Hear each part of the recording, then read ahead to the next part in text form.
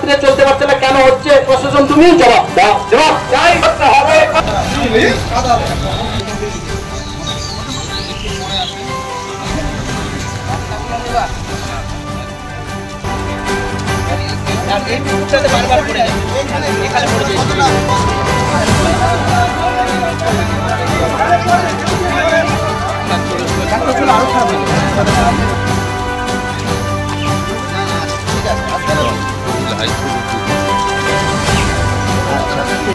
রাস্তার দাবিতে পথ অবরোধ তুলতে গেলে থানার আইসিকে কাদা রাস্তা দিয়ে হাঁটিয়ে এরপর অবরোধ তুললেন গ্রামবাসীরা। এলাকায় বেহাল রাস্তা, বর্ষায় পথ চলাচল দুষ্কর হয়ে উঠেছে। সাধারণ মানুষ থেকে স্কুলের ছাত্রছাত্রী বেহাল রাস্তার কারণে কাদা পথ দিয়ে যেতে পারছে না। প্রতিবাদে মালদার গাজল ব্লকের রানীগঞ্জ 2 নম্বর গ্রাম পঞ্চায়েতের কৃষ্ণপুরে গাজল বামনগোলা রাজ্য সড়ক অবরোধ গ্রামবাসীদের। অবরোধে সামিল ছাত্রছাত্রীরা। গাজলের কৃষ্ণপুর দহিল পর্যন্ত রাস্তা দীর্ঘদিন ধরে খারাপ হয়ে রয়েছে। খবর পেয়ে এলাকায় যায় গাজল থানার পুলিশ।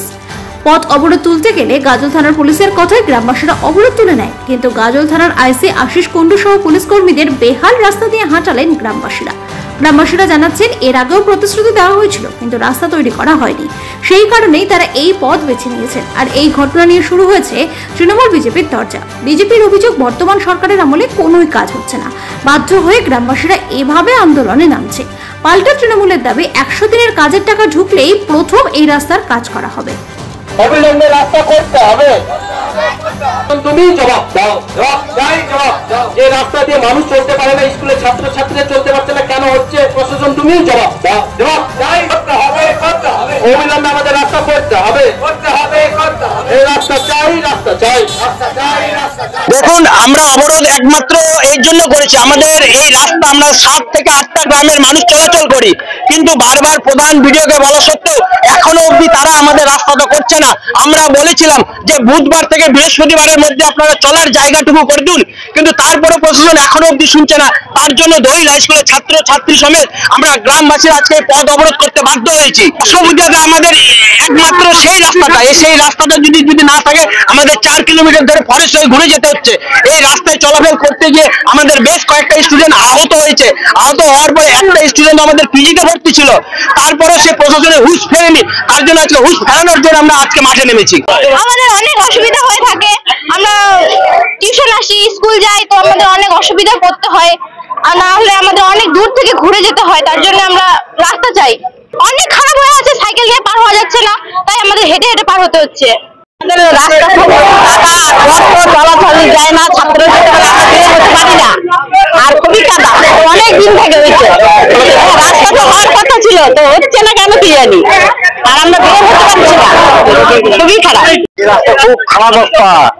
এখানে 2টো স্কুল আছে, ছাত্র যেতে পারে না।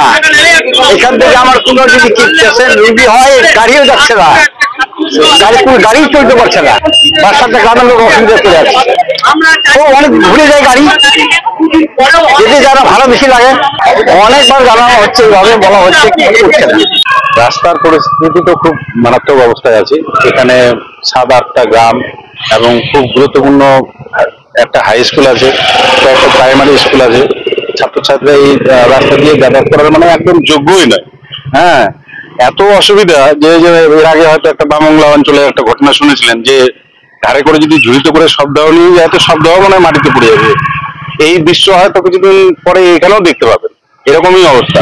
তো আজকে আমরা অবরোধ তুলে নিলাম, আইসিকে রাস্তা দেখাতে নিয়ে আসছি।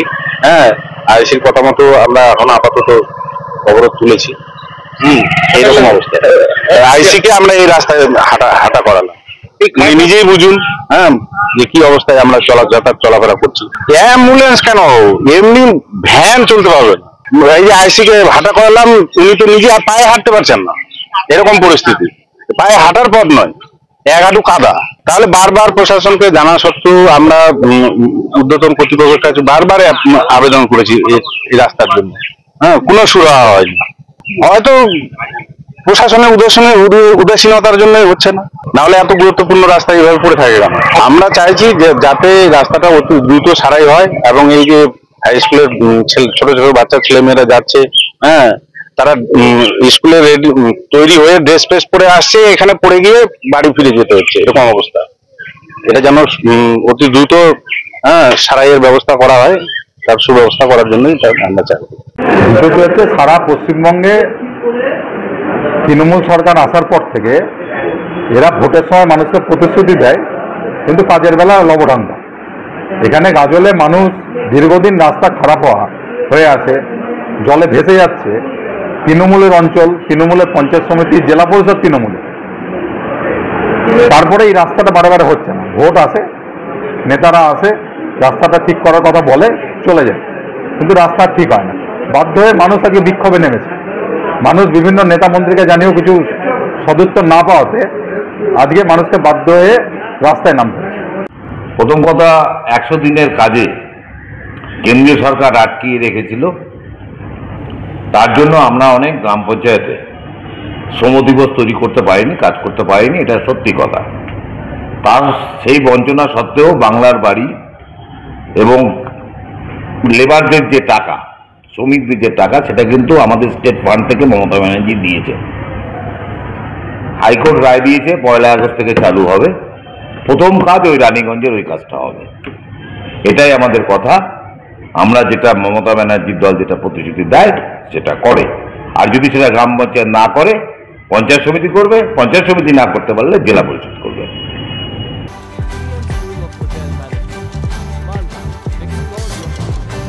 চাকরি বাজারে চান দ্রুত সাফল্য, ভরসা রাখুন BM school of hotel management মালদাতে।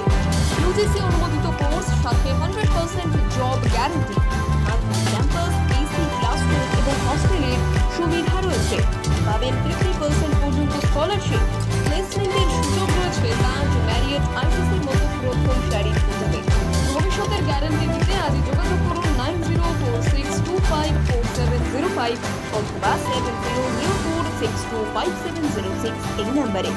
BM school of hotel management, আপনার সাফল্যের ঠিকানা।